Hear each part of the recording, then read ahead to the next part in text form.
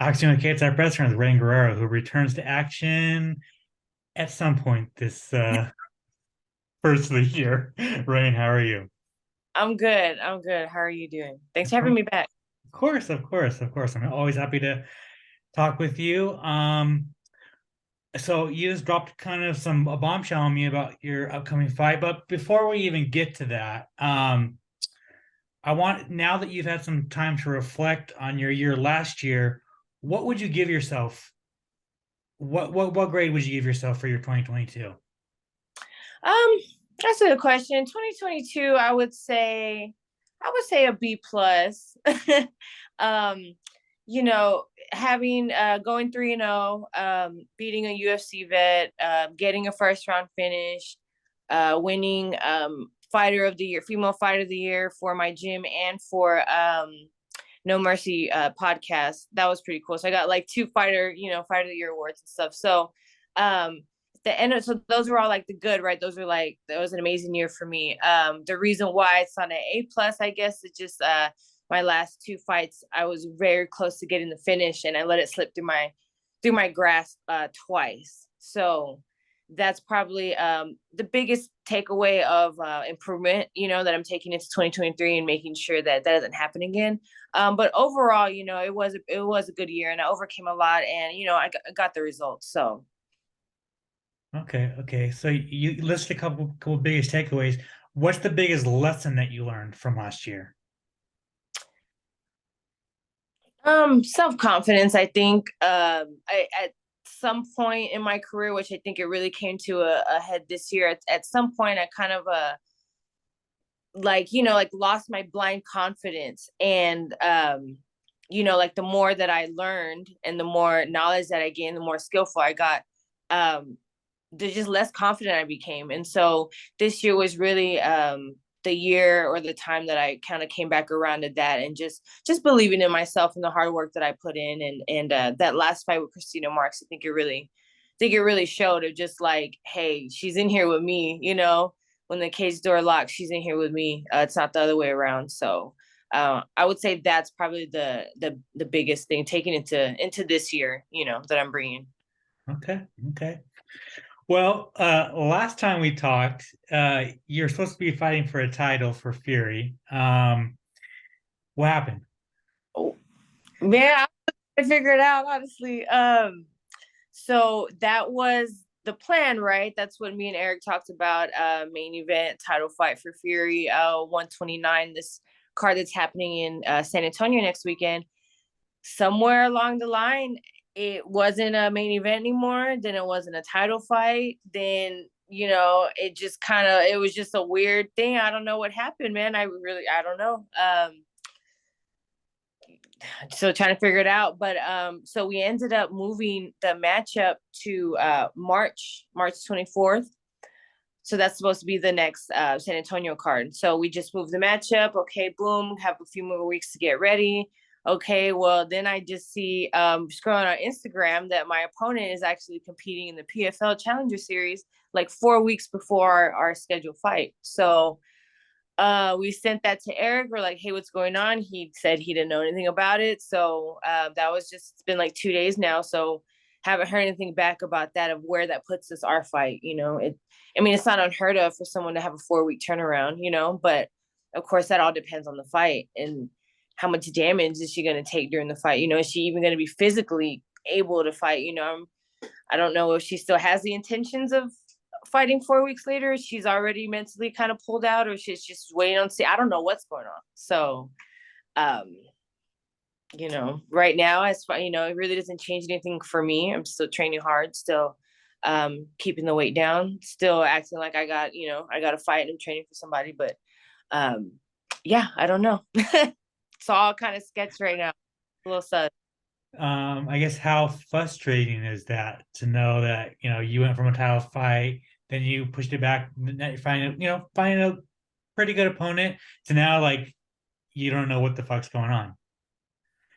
Yeah, it's frustrating. I mean, I can't act like I haven't been here before. This is kind of the story for the most part of my career. Things like this, not this exact situation, but just things like this nature, and just kind of I've just been in limbo between opponents, and so I've been here before.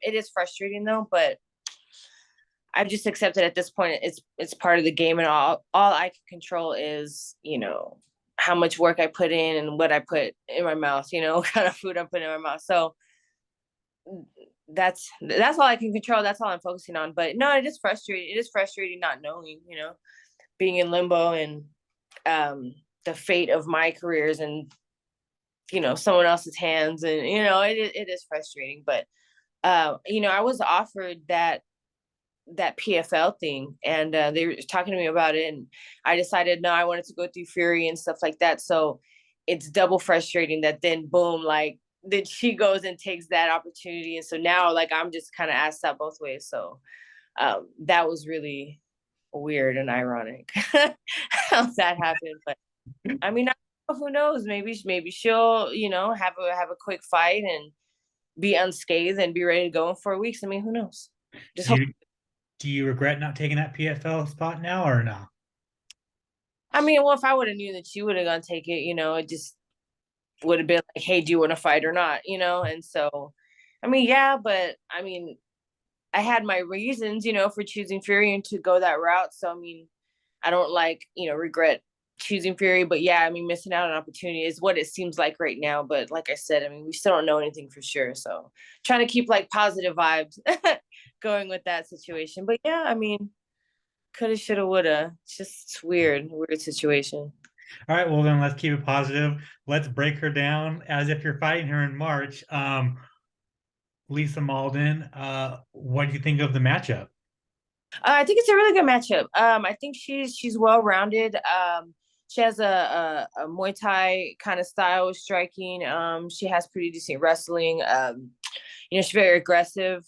She throws strikes like right off the clinch, and does a lot of movements and likes her rear teep and stuff. So I mean, she's aggressive, and I think she's one of the more well-rounded people that I've been matched up against. So I think she's the perfect fight. To see where I'm at, to see how I can, what I can do with her style and stuff. So I think it's a perfect matchup right now. I mean, she's no bum, she's no chump at all, to go fight. But at this point, right, everyone is. So Do you feel like it's like a perfect next step for you?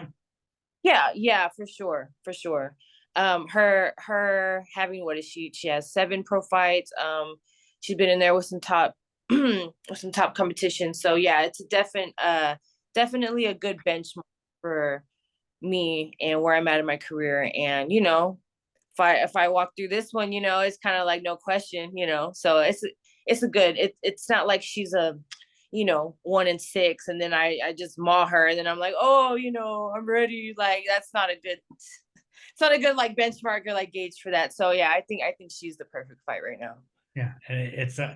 I think it's an awesome next fight for you, and it'll be a fun fight. So, I'm knocking on wood that it happens and putting all my good vibes towards you. Finally, let's talk about your 2023, man. What do you want your 2023 to look like? What are some goals that you're putting out for yourself? My goals this year, we're looking at Contender Series. That's probably the main thing, hoping to get that call this year. Realistically, in my mind, it could happen, anytime from like summer on. That's probably the biggest goal. But my little sub goals, I want to do some more jiu-jitsu competitions. Want to get a strap on my purple belt this year. That's one of my things. And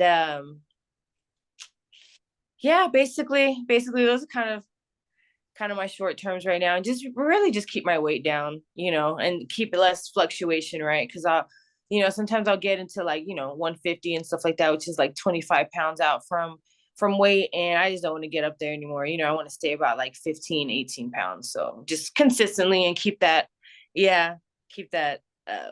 low consistent thing going. I mean, it's hard to do that when fucking food is so good. You know what I'm saying? I, Like, so um, well, so I think a contender series is definitely doable. How do you get to the contender series? Do you get one more? Like, are you looking to your fight in March? Like, if you fight Lisa, is that the fight that gets you there? Or if that fight does not happen, are you taking a fight, waiting for someone, and then just taking it as soon as you can? Um, it's kind of hard. I think right now, even if I didn't fight, I think I got a good shot. Getting that call anyway. I think sitting at 501 is you know, 125 female. I think that's a pretty good position to get the call anyway, but definitely was looking for the fight in March to solidify that. We'll wait and see. I think they're coming in summer, so the March thing was just a perfect time. But I think either way, I'm still in a good position. The only thing that kind of scares me about that is someone else coming, being more active leading up to that, and then kind of taking my spot because of the activity. So that's my only concern with that. Just waiting until the summertime, but we're still gonna look for March. That's the what do you call it? Like the nail in the coffin, fight in March. Would you prefer to get one more fight before the contender series? Yeah, yeah, for sure. The more experience, the better. Because once you're there, hey, you're there, and so ain't no more time to try to see if you're ready. Like you're there. So yeah, the more experience, the better for sure. Yeah, no, for sure. Like, there's so many fighters that just like want to get to the UFC as fast as possible, but like once you're there, you're learning on the job against the Yeah, best fighters on the planet, you know? yeah, exactly. Awesome. Awesome. Great. Thank you so much for your time. I really appreciate it. Hopefully you get that fight in March. If you want to plug your social media, you want to do a sponsor shout out if you got any, if you want to thank anybody, or Yeah, yeah, for sure. Thank you to my team. Thank you to my coaches, all my supporters, my family. My Instagram is at Rainn RAINN .drops. You can find me on TikTok, Purple Rain MMA. Shout out to my sponsors, Colt 45, Aqua Box Glove. Who else? I got TCAP Daiquiris, JD and Associates. I always think of like my uniform, right? Sorry if I forgot anybody. But yeah, love y'all.